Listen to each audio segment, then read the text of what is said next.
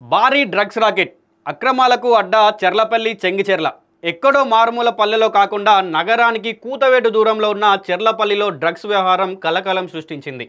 నిత్యం గ్రామాల్లో డ్రగ్స్ స్వాధీనం చేసుకుంటున్న ఈగల్ బృందం సైతం ఇంత భారీ స్థాయిలో కిలోల లెక్కన వేల లీటర్ల డ్రగ్స్ ముడి పదార్థాలు దొరకడంతో కంగుతిన్నారు. ఇంత భారీ స్థాయి నెట్వర్క్లో ఈగల్ పోలీసులు లేక స్థానిక పోలీసుల ప్రమేయం ఉన్నదా అన్న అనుమానాలు వ్యక్తమవుతున్నాయి.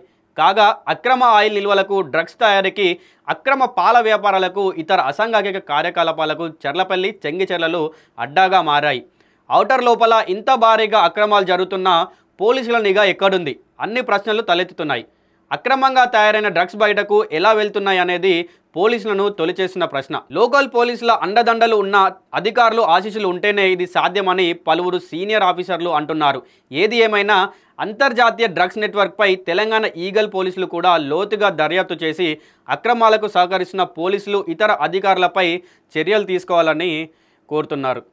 అయితే ముంబైలో 10 మందిని, అట్లాగే తెలంగాణలో ఇప్పుడు మన చెంగిచెర్ల చెర్లపల్లి ఏదైతే ఉందో ఇక్కడ ఇద్దరిని, మొత్తం 12 మందిని ఈ పోలీసులు అరెస్ట్ చేసిర్రు. అయితే వీళ్ళ దగ్గర కూడా దాదాపుగా 12 కిలోల 5,950 కిలోల పౌడర్ని వీళ్ళు స్వాధీనం చేసుకున్నారు. అయితే ఈ డ్రగ్స్ తయారీకి మొత్తం కూడా ఇదంతా ఒకవేళ డ్రగ్స్ తయారైతే 12,000 కోట్లు ఈ డ్రగ్స్ యొక్క రేట్ అంటున్నారు. ఇక్కడ చూడొచ్చు, 12 మందిని ముంబై పోలీసులు అరెస్ట్ చేశారు.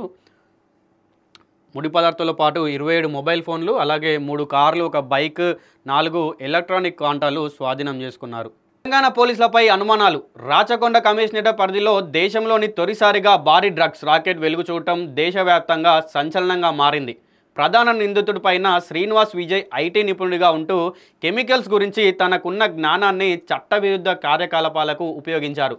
తన డ్రగ్స్ నెట్వర్క్ను విస్తరించే క్రమంలో స్థానికంగా కొందరు కాంగ్రెస్ నాయకులు పోలీసులను ఉపయోగించుకున్నాడనే ఆరోపణలు వినిపిస్తున్నాయి.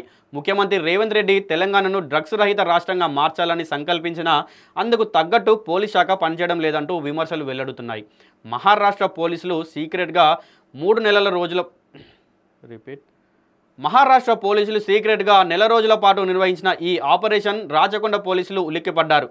అన్నీ తెలిసే కోట్లలో వసూళ్లకు పాల్పడుతున్న వారంతా ఒక్కసారిగా అప్రమత్తమయ్యారు. ఇంత భారీ స్థాయిలో డ్రగ్స్ అక్రమంగా సరఫరా అవుతుండడం స్థానిక పోలీసుల సహకారం లేనిదని జరగదని సీనియర్ అధికారులు అన్నారు. ఇంత భారీ స్థాయిలో డ్రగ్స్ అక్రమంగా సరఫరా అవుతుండడం స్థానిక పోలీసుల సహకారం లేనిదే జరగదని సీనియర్ అధికారులు అంటున్నారు. ఇది నిజం, 100కి 200% కూడా నిజం. ఎందుకంటే లోకల్లో జరుగుతుంటే పోలీసులు ఏం చేస్తున్నారండి, చిన్నగా ఇప్పుడు ఏదైనా ఇష్యూ అయిందంటే, ఒక గొడవ అయిందంటే కూడా పోలీసులకు తెలుస్తుంది, లేకుంటే ఎవరో ఫోన్స్ ద్వారానో ఎట్లా తెలుస్తుంది, వెళ్తారు, ఆడికి వెళ్ళి మాట్లాడతారు, అది అయిపోతుంది. కానీ దాదాపుగా 12,000 కోట్లకు సంబంధించిన వేల కోట్లకు సంబంధించినటువంటి డ్రగ్స్ ఇష్యూ ఇది. ఇంత జరుగుతుంటే కూడా ఎవరికి పోలీసులకు తెలియదు, అట్లాగే సీనియర్ ఆఫీసర్లకు కూడా తెలియదు అని అంటే ఎట్లా? ఖచ్చితంగా దీంట్లో ఎవరైతే ఆఫీసర్లు ఉన్నారో, గవర్నమెంట్ ఆఫీసర్లు అవ్వచ్చు, అట్లాగే పోలీసు అవ్వచ్చు, వాళ్ళ హస్తం ఖచ్చితంగా ఉంటుంది. దీంట్లో ఉండదని మాత్రం అస్సలు అనుకోకండి. దీన్ని ఇంకా కేసును ఇంకా దర్యాప్తు చేస్తే ఉన్నోళ్ళందరూ కూడా బయటపడతారు.